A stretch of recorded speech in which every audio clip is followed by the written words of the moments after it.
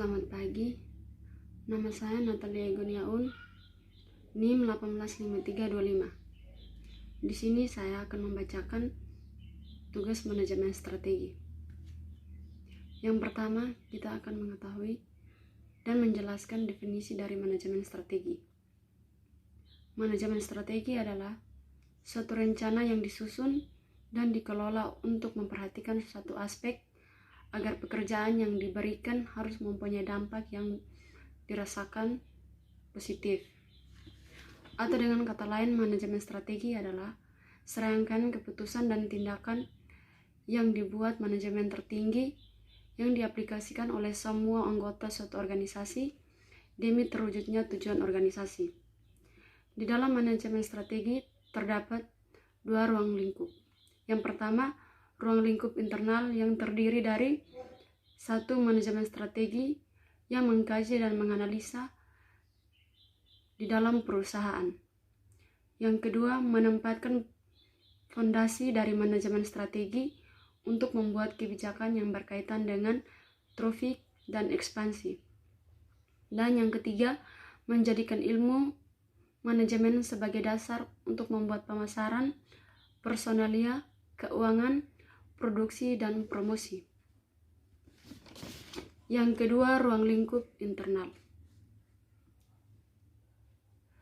Di dalam ruang lingkup eksternal terdapat beberapa bagian. Yang pertama, ekspansi yang terdiri dari aset yang bermodalkan pinjaman.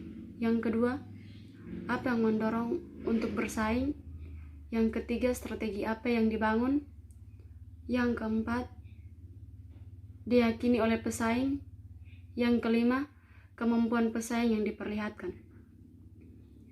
Di dalam manajemen strategi terdapat beberapa analisa yang terdiri dari satu, apa yang mampu dilakukan oleh pesaing.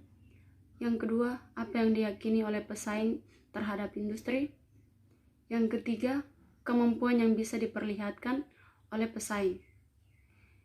Dalam manajemen strategi terdapat permasalahan yang ditangani. Di dalamnya diskonsep atau dasar untuk membangun daya tahan untuk mengatasi hambatan dalam dunia bisnis.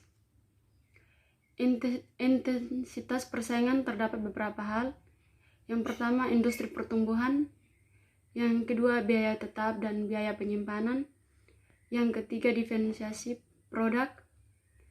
Yang keempat, identitas produk. Yang kelima, biaya pengalihan ke barang lain. Di dalam manajemen strategi juga terdapat kondisi yang harus dipenuhi agar bisa meniru produk dari perusahaan lain. Yang pertama, kemampuan untuk mengidentifikasi produk dari perusahaan lain. Yang ketiga, intensif modal yang ditanamkan dalam kegiatan meniru barang. Yang ketiga, diagnosis. Keempat, akuisisi sumber daya. Dan juga terdapat beberapa nilai strategi. Yang pertama, mencari bahan baku. Yang kedua, memiliki nilai asing. Yang ketiga, diproduksi oleh tenaga yang ahli. Dan yang keempat, diminati oleh konsumen sepanjang dia ada. Strategi induk dalam perusahaan.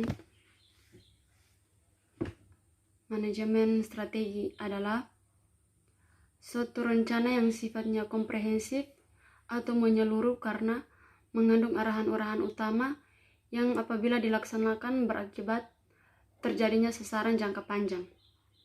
Pendekatan yang dilakukan di dalam strategi induk. Yang pertama, konsentrasi pada usaha produk unggulan. Yang kedua, pengembangan pasar baru. Yang ketiga, pengembangan mutu produk. Yang keempat, inovasi atau harus ada awalnya. Yang kelima, usaha patungan. Yang keenam, pengalihan ke usaha yang baru atau lain. Yang ketujuh, likuidasi. Perumusan visi dan misi dalam manajemen strategi. Misi adalah suatu pernyataan umum tetapi berstabil dan memiliki maksud harus dicapai. Perumusan ini mengandung pernyataan bersifat bisnis atau memberikan gambaran atau pencitraan kepada masyarakat yang menjadi citra. Rumusan visi dan misi ada beberapa hal. Yang pertama, penggunaan kata yang berbentuk kalimat harus tepat, atau semua anggota harus mempunyai pemahaman. Yang kedua, perumusan misi yang tepat akan memberikan motivasi agar menggunakan sumber daya manusia yang benar. Yang ketiga, mampu untuk menentukan prioritas, memiliki pertimbangan atau keterbatasan, keputusan yang dibuat secara sadar, di mana disusun dari yang terpenting sampai yang tidak terpenting. Yang ketiga, dengan adanya rumusan misi yang akan memperlihatkan iklim yang baik dalam perusahaan. Yang kelima, dengan adanya perumusan misi yang tepat, maka semua anggota organisasi harus memiliki kelanjutan dirinya dalam organisasi dan kenaikan pangkat. Dari penjelasan visi dan misi terdapat beberapa hal penting, yaitu pertama, visi dan misi mempunyai kaitan dengan besaran organisasi. Yang kedua, pembagian tugas yang jelas. Yang ketiga, harus menjaga keseimbangan tugas dan tanggung jawab.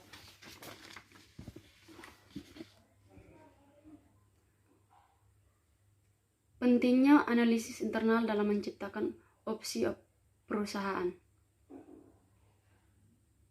Yang pertama, strategi untuk menghadapi persaingan.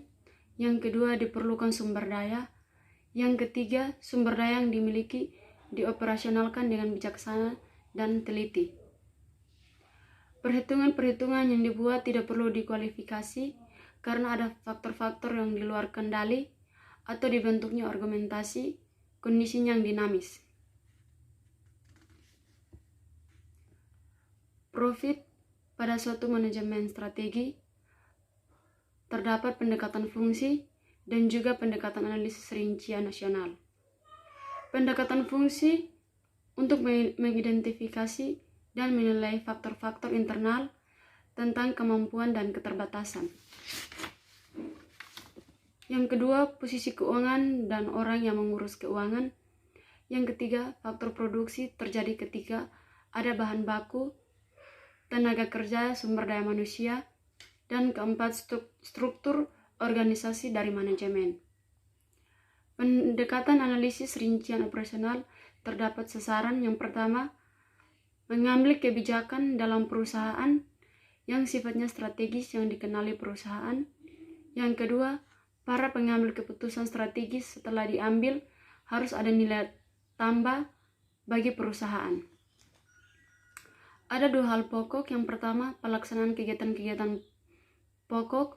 Yang kedua, pelaksanaan kegiatan-kegiatan penunjang yang sifatnya strategi bagi perusahaan.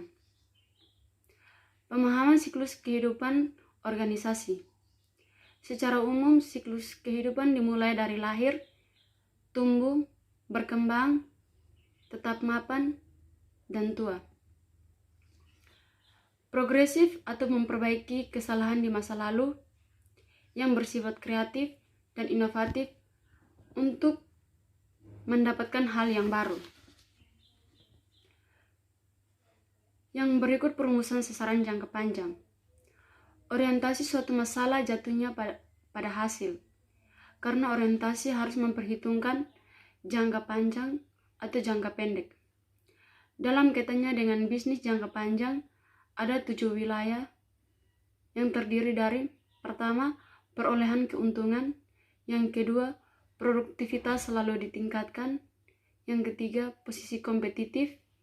Yang keempat, pengembangan sumber daya manusia. Yang kelima, hubungan industri yang serasi. Yang ketujuh, keunggulan di bidang teknologi. Yang kedelapan, tanggung jawab sosial perusahaan. Mutu dan sasaran jangka panjang.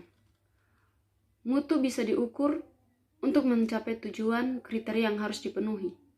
Yang pertama, fleksibilitas. Yang kedua, aksesibilitas atau kemampuan untuk menerima intervensi atau kemampuan tertentu.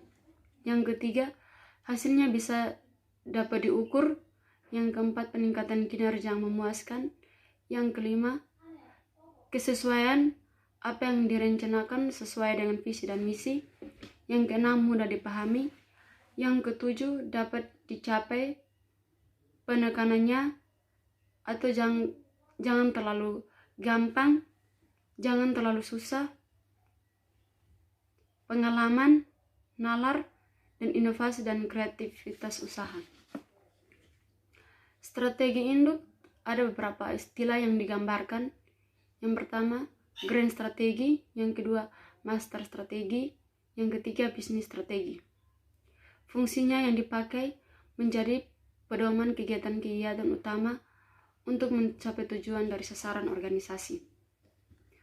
Peranan dari strategi, yang pertama, akan membantu pembentukan strategi untuk menentukan arah, membantu mengambil kebijakan strategi. Yang kedua, strategi induk memegang peran penting sebagai landasan